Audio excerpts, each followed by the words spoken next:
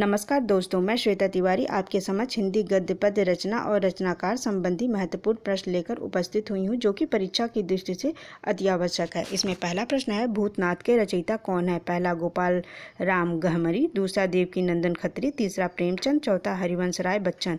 तो इसका सही उत्तर होगा देवकीनंदन खत्री। दूसरा प्रश्न है, हिंदी का पहला उपन्यास किसे माना जाता है? पहला चंद्रकांता, दूसरा परीक्षा गुरु, तीसरा त्रिवेणी, चौथा नूतन ब्रह्मचारी। तो इसका सही उत्तर होगा परीक्षा गुरु। तीसरा प्रश्न है, मृगनयनी उपन्यास के लेखक कौन है? पहला अज्ञे, दूसरा जयशंकर प्रसाद, तीसरा वृंदावन लाल वर्मा, चौथा भगवती चरण। तो इसका सही उत्तर होगा वृंदावन लाल वर्मा। इनमें से कौन सा चौथा प्रश्न है, इनमें से कौन सा उपन्यास ईलाचंद जोशी का नहीं है? पहला त्यागपत्र, दूसरा मुक्तिपथ, तीसरा सन्यासी, चौथा ऋतु चक्र। तो इसका सही उत्तर होगा त्यागपत्र। पांचवा प्रश्न है, सुनीता उपन्यास के लेखक कौन है? पहला ईलाचंद जोशी, दूसरा जैनेन्द्र, तीसरा प्रेमचंद, चौथा अज्ञे। तो इसका सही उत्तर होगा जैनेन्द्र।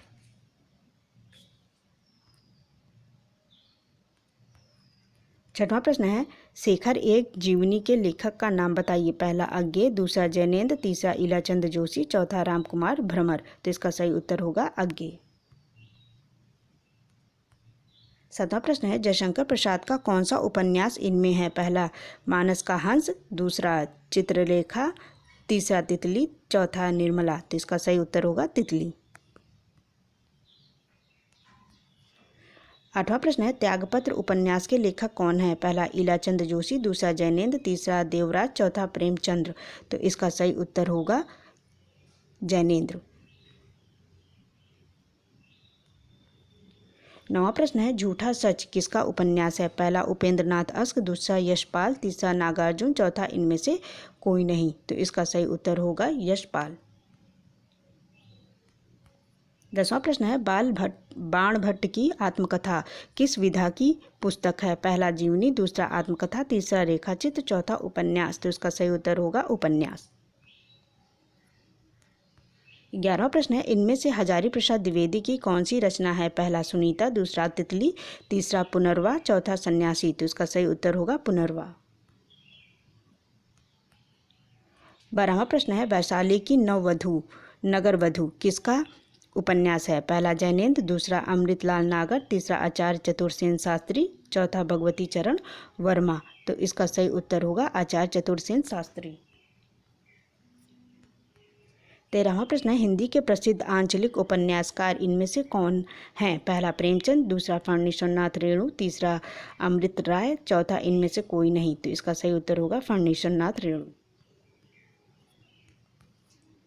14वां प्रश्न है, मैला आंचल के लेखक कौन है? पहला फणीश्वरनाथ रेणु, दूसरा देवराज, तीसरा चतुरसेन शास्त्री, चौथा नागार्जुन। तो इसका सही उत्तर होगा फणीश्वरनाथ रेणु। 15वां प्रश्न है, अनाम दास का पोथा किसका उपन्यास है?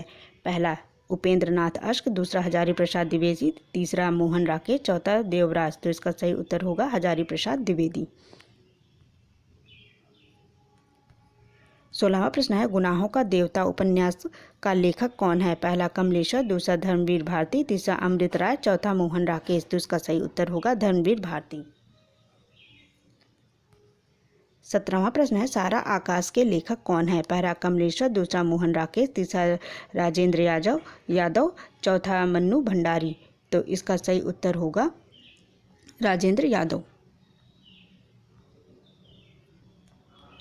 18वां प्रश्न है, इनमें से शिव प्रसाद सिंह का उपन्यास कौन सा है? पहला नीला चांद, दूसरा डाक बंगला, तीसरा औरत, चौथा राग दरबारी। तो इसका सही उत्तर होगा औरत। 19वां प्रश्न है, अंधेरे बंद कमरे किसका उपन्यास है? पहला मोहन राकेश, दूसरा जयशंकर प्रसाद, तीसरा कमलेश्वर, चौथा ईलाचंद्र जोशी। तो इसका सही उत्तर होगा मोहन राकेश। 20वां प्रश्न है, इनमें से राजकमल चौधरी का उपन्यास कौन सा है? पहला मछली मरी हुई, दूसरा एक पति के नोट्स, तीसरा परख, चौथा मन वृंदावन। तो इसका सही उत्तर है मछली मरी हुई।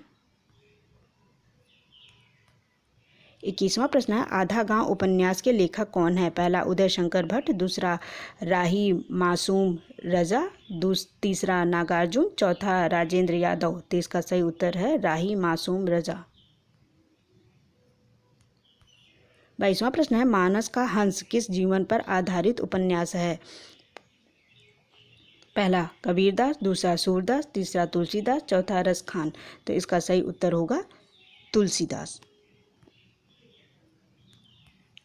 आज के लिए आखिरी प्रश्न है तमसा उपन्यास के लेखक कौन है? पहला कमलेश्वर, दूसरा भीष्म साहनी, तीसरा निर्मल वर्मा, चौथा इनमें से कोई नहीं। तो इसका सही उत्तर होगा निर्मल वर्मा। इस प्रकार कुछ तेज़ प्रश्न आपके सामने मैं प्रस्तुत की। अभी और भी अच्छे अच्छे मैं प्रश्न आपके सामने प्रस्तुत करूंगी। आप मेरी वीडियो को ज़्यादा से ज़्यादा लाइक, शेयर और सब्सक्राइब कर लीजिए और इस वीडियो को देखने के लिए बहुत बहुत धन्यवाद।